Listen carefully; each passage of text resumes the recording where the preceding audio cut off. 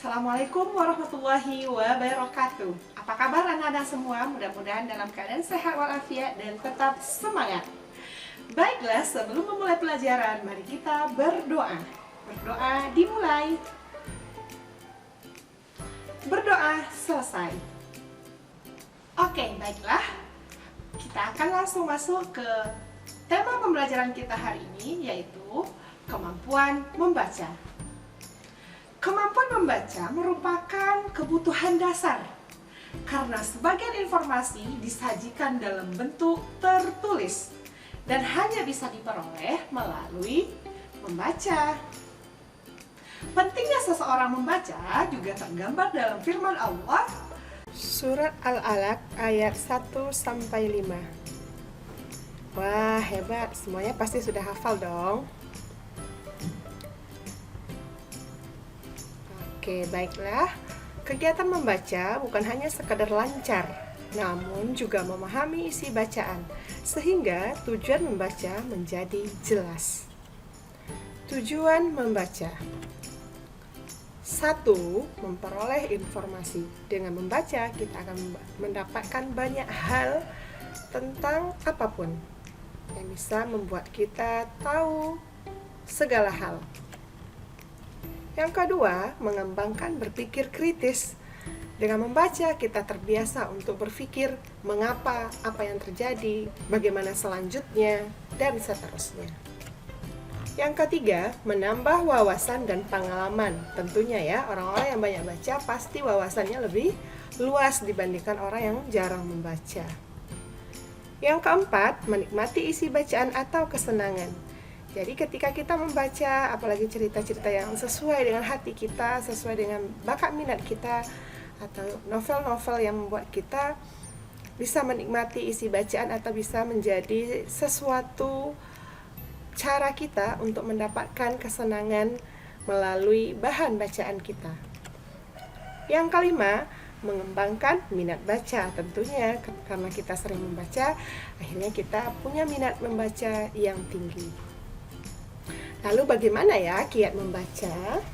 Baik, pada kesempatan ini Miss akan membagi beberapa kiat yang bisa antum pakai dalam melakukan aktivitas membaca. 1. Mempersiapkan diri. Keadaan mental dan fisik merupakan kunci-kunci penting untuk menjadi pembaca istimewa. Luangkan waktu beberapa saat sebelum kamu membaca untuk menyesuaikan keadaan fisik dan mental Anda. Bisa ya. Yang kedua, minimalkan gangguan. Mulailah mencari tempat yang tenang dan damai untuk membaca.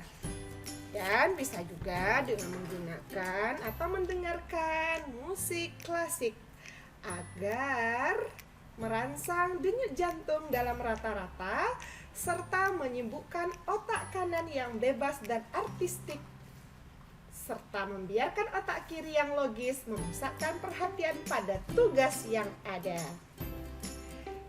3. Duduklah dengan tegap. Ratakan telapak kaki di atas lantai dan bukalah buku Anda di atas meja atau bangku di hadapan Anda.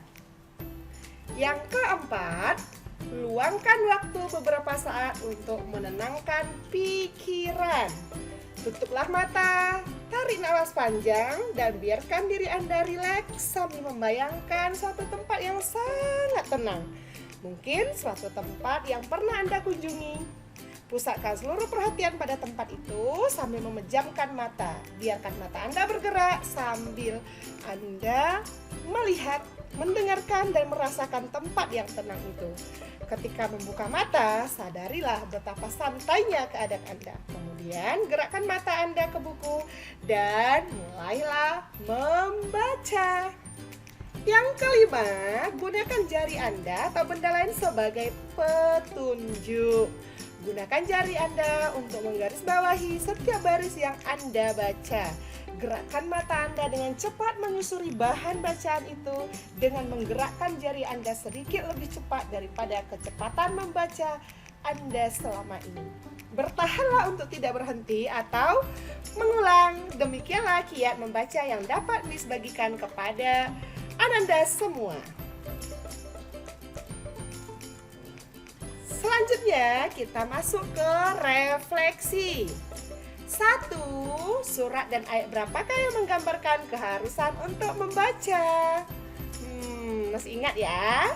2. Tuliskanlah 4 dari tujuan membaca yang Ananda pahami. Yang ketiga, tuliskanlah judul buku yang pernah Ananda baca dalam kurun waktu 3 bulan ini. Yang keempat, bacalah percikan inspirasi yang ada pada Google Classroom atau di tugas kelas. Kelima, buatlah simpulan dari cerita tersebut. Thank you. Demikianlah pembelajaran kita hari ini. Sekian, terima kasih. Assalamualaikum warahmatullahi wabarakatuh.